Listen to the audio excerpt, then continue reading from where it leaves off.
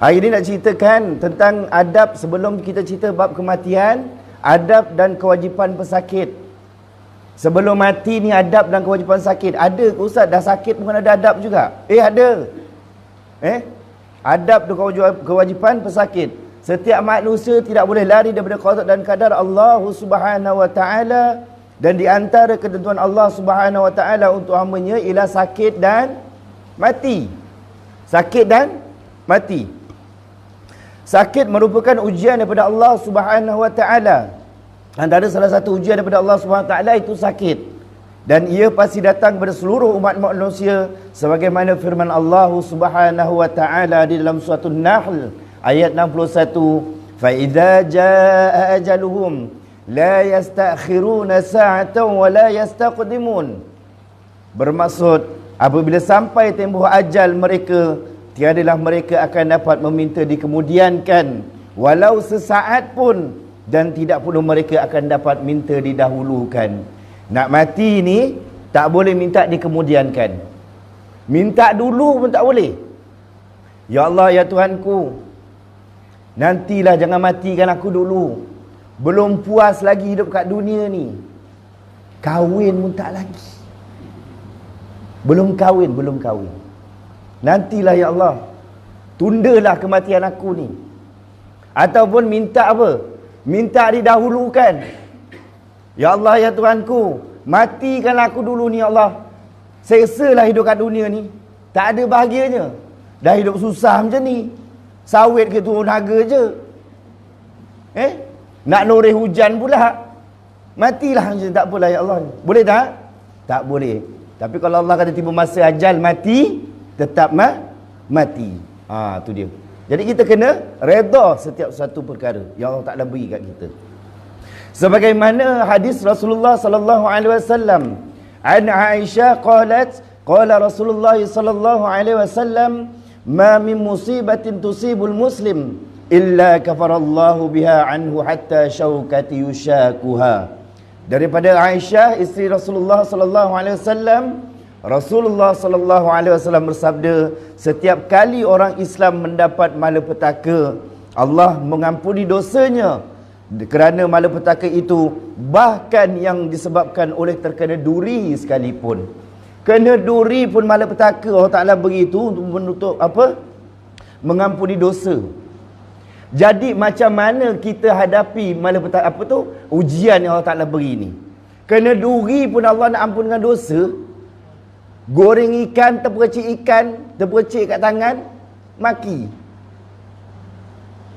Goreng ikan, sotong, puak pun dekat tangan. Apa sebut? Kadang-kadang melatah dalam kain pun sebut. Betul Betul.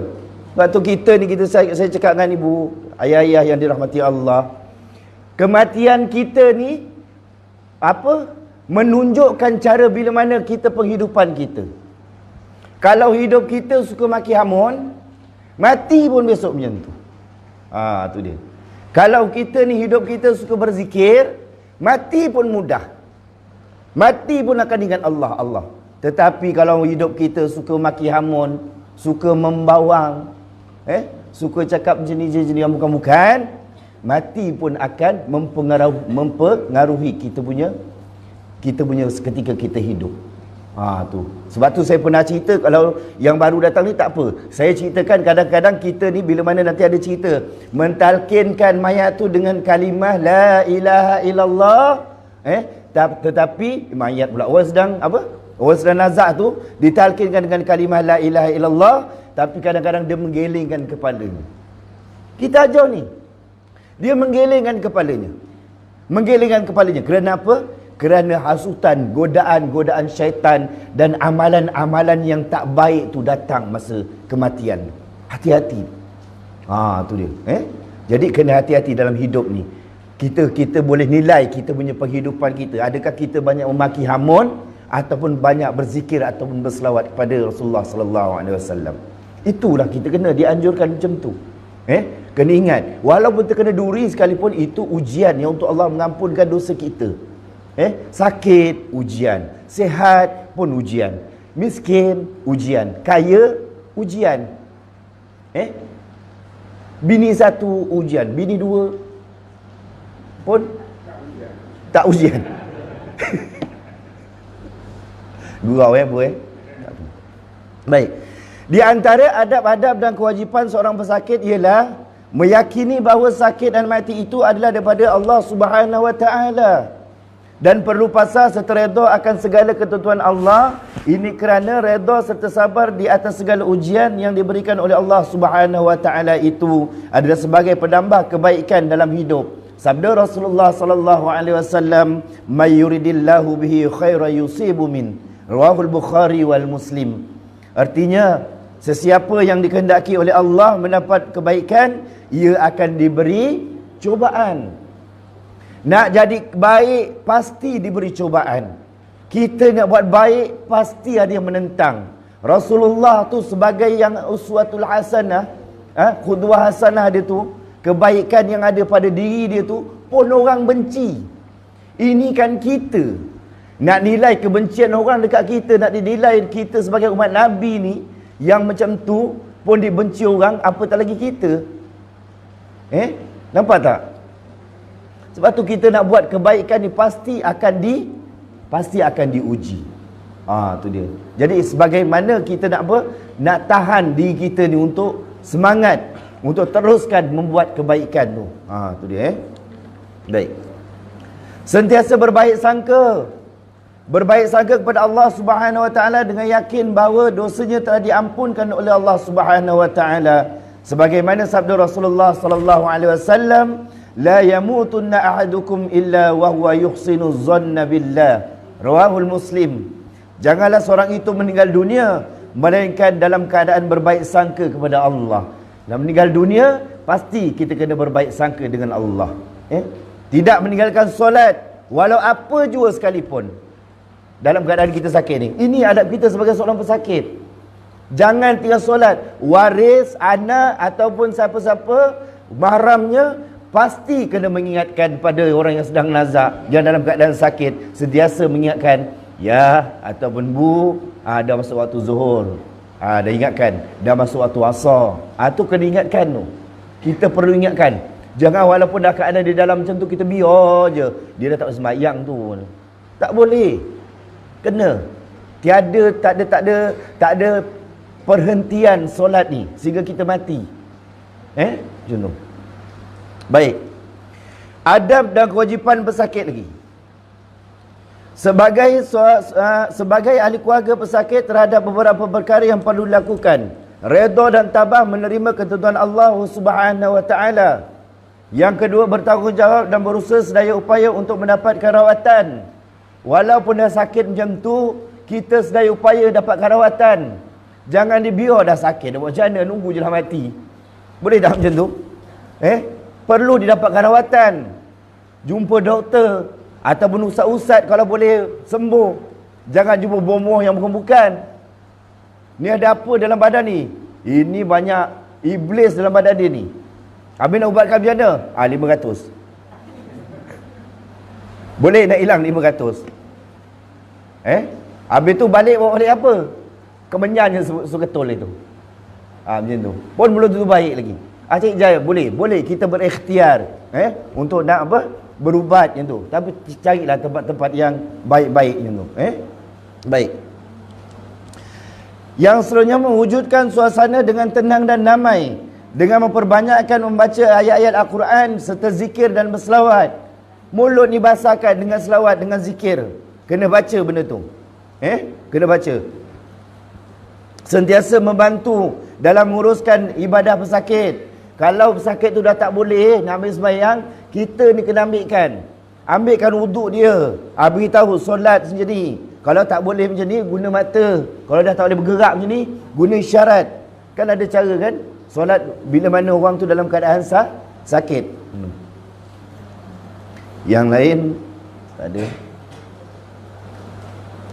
Di antara peranan tanggungjawab jawatan kuasa masjid, bila kita tengok kita sebagai keluarga tadi, kita perlu buat sedemikian tadi yang kita cerita. Tapi peranan sebagai ahli keluarga, ahli masjid macam mana? Ahli jawatan kuasa masjid, yang pertama sentiasa mengambil tahu ahli qaryah yang sakit dan ditimpa musibah kalau kampung Parit Jarum Darat ni ada sakit, kita ni sebagai ketua kampung ataupun AJK, kita perlu tahu siapa yang sakit. Bukan setakat tahu je. Apa dalam kitab ni cakap? Merangka program ziarah. Merangka program ziarah ke rumah, mengikut giliran khas ke rumah ahli qaryah yang sedang sakit. Kena pergi. Dengan sepakat jemaah semua surau, pergi rumah orang sakit tu. Ziarah pada waktu yang sesuai. Saya yakin kampung Parit Jarum Darat ni orangnya hebat. Sebab tu muka saya asyik diviralkan aja. Ni video lagi. Banner kat luar sebesar-besar tidak. Dah macam majlis Maulud Nabi. Nak masuk pun takut, selalu tak rasa macam ni. Ni cerita dia ni. Hebat. Jadi tambahkan lagi program tambahkan program lagi ziarah. Kita tengok siapa yang sakit. Jadi boleh jadi satu contoh kepada kampung-kampung yang lain macam tu. Bagus. Dimulakan. Mulakan. Jadi kita ni bila mana sepakat bila mana tempat agama, satu pusat Islam contoh macam surau atau masjid dijadikan, digabungkan antara orang tua dengan muda, insya-Allah jadi yang terbaik. Tu dia. Baguslah, boleh jadikan contoh kampung kita tengok. Aktif macam-macam yang boleh buat ni, bagus you know. Baik. Yang seterusnya buat apa? Dah buat program ziarah, kemudian peranan imam apa benda? Membuat solat hajat, membaca Yasin dan doa untuk kesejahteraan ahli qaryah. Mendoakan baik-baik. Jangan doakan tak baik. Siapa? Si fulan tu dah sakit. Sakit. Padan muka dia. Dulu hidup kau main lagi. Naik motor dia up daripada darat ke Baruh. Naik motor. Mulut canang atau orang. Kita pula nak nambah lagi. Jangan Jangan. Doakan kebaikan. Yang seterusnya, sentiasa menziarahi ahli keluarga pada masa yang sesuai, dengan tujuan untuk menenangkan ahli keluarga pesakit dan menasihatkan mereka agar bersabar dan berdoa kepada Allah Subhanahu Wa Taala untuk kesejahteraan pesakit. Bersabar. Datang pun kena tengok waktu yang sesuai. Datang kena tengok waktu sesuai. Jangan pukul 2 pagi. Kita buat ziarah, program ziarah jom. Tapi lain sikit. Orang biasa kalau program ziarah siang, dia cuba kita buat malam pula pukul 2 pagi. Memang kuali atas kepala. Jangan buat macam tu. Pada waktu yang sesuai. Itulah adab-adab kita sebagai seorang pesakit. Pasrah setereda, siap ketentuan Allah. Jangan mati selagi kita tidak berbaik sangka kepada Allah Subhanahu Wa Taala. Dan yang seterusnya tadi apa? Peranan untuk utama ahli jawatan kuasa masjid ataupun surau.